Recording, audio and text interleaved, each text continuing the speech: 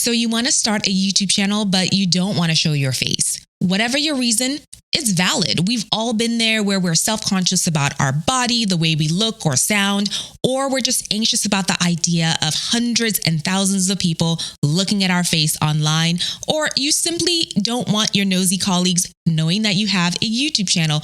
Whatever the reason, if showing your face is the reason you're yet to start a YouTube channel, in this video, I'm sharing 4 styles of YouTube videos that are successful on this platform and don't require you to show your face.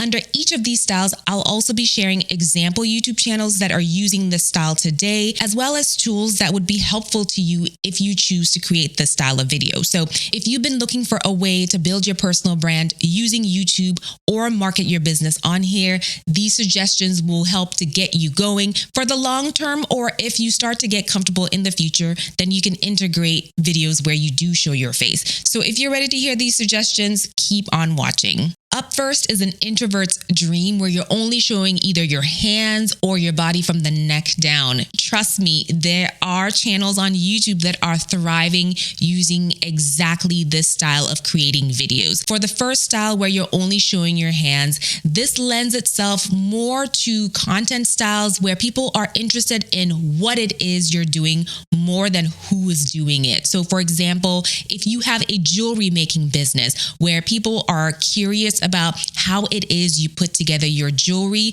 you may want to show your process for how you go from the raw materials that you use all the way to the finished products that you are shipping out.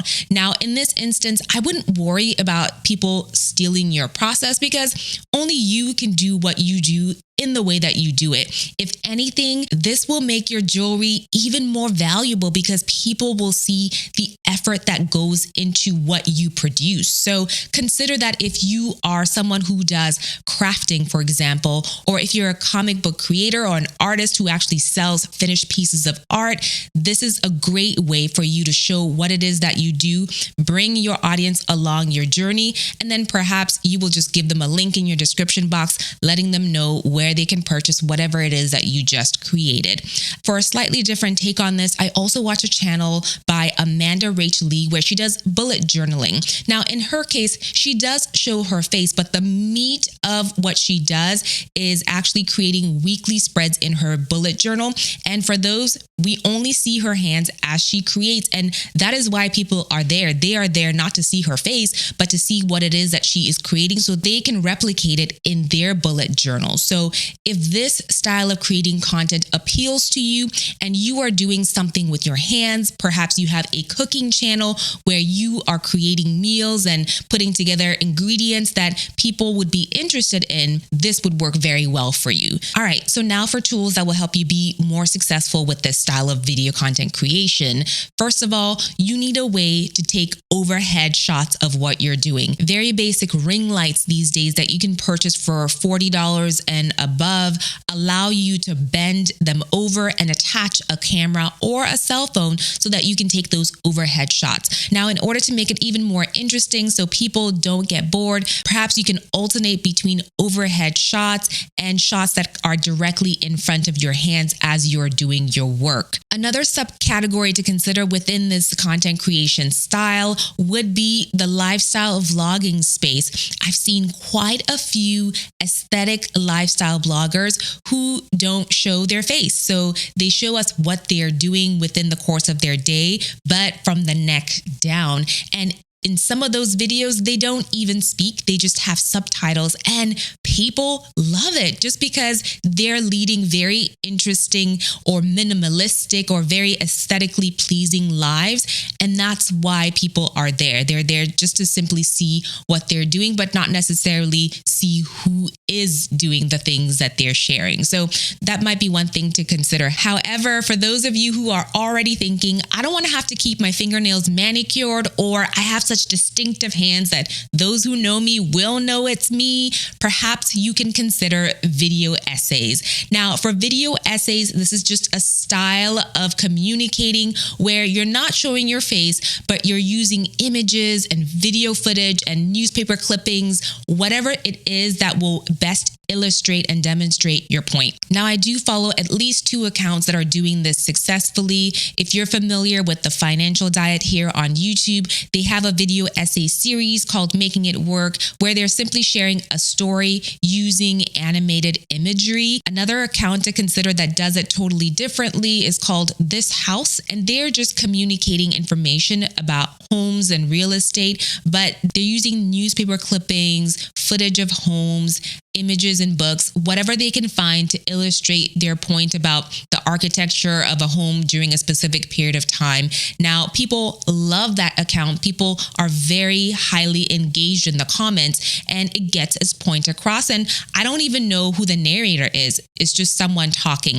Now, if for some reason you feel like you don't like the way your voice sounds, there are specific accounts who are doing this by just putting words on the screen, and then they have background music playing, and they are just as effective. But at the same time, in order for this style of video to be successful, you need to be a good storyteller. You need to get your point across in a concise way, but also in an engaging and entertaining way, depending on what your subject matter is. Just because this seems like an easier form of content and you don't necessarily need to go through the stress of preparing yourself to be on-screen ready, doesn't mean that you can skimp out on being prepared, because you need to gather all the images, you need to write out a script, and you need to be ready to deliver a compelling message in order to keep people engaged. Most people barely stick through the first 30 seconds of a YouTube video, so you really need to be mindful of how you're going to keep people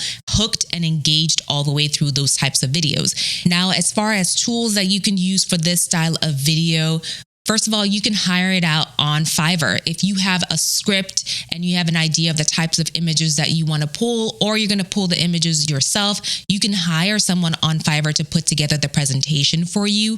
Secondly, you can use Keynote or PowerPoint for free in order to create a slideshow that has animations, that has videos in it, that has a voiceover in it, and you can export that as a video that you then upload onto YouTube. There are also free stock video and photo sites like Pexels that you can use to gather the images and videos that you'll be using within your video essays. Now, as far as the business marketing uses for this style of video, if you have any kind of business where you need case studies in order to sell your product or service, this is a great way to do that. Whether it's sharing reviews on how customers went from point A to point B, whether it's sharing customer success stories, there's so many ways you can use this style of video essays in order to tell a story. So think through how you could use it for any sort of business that falls within the product space or the consulting space. And if this works for you, this could be a great outlet for you to get your business out there without necessarily